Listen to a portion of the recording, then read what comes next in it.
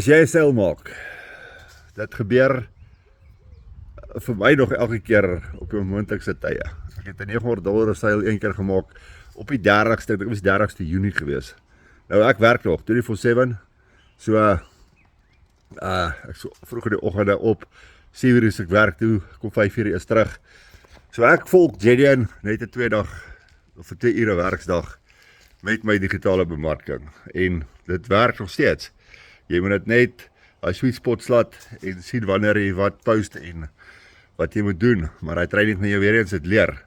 Daai seilskoop op die onmoontlikste tye. Ek het die 30ste Junie 'n $900 seil gemaak. Nou dis amper R16.000 gewees.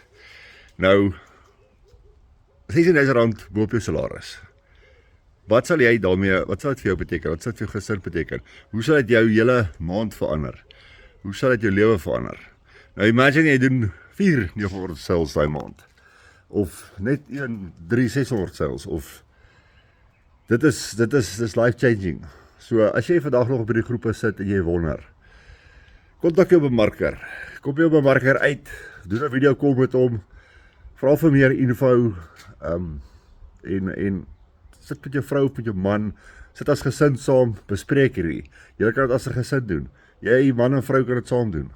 Maar kyk aan na en chat met jou bemarker en kry die info en give it a shot. Jy sal nie spyt wees nie. Kan jou guarantee. Nou ja, geniet die dag. Goeie milies.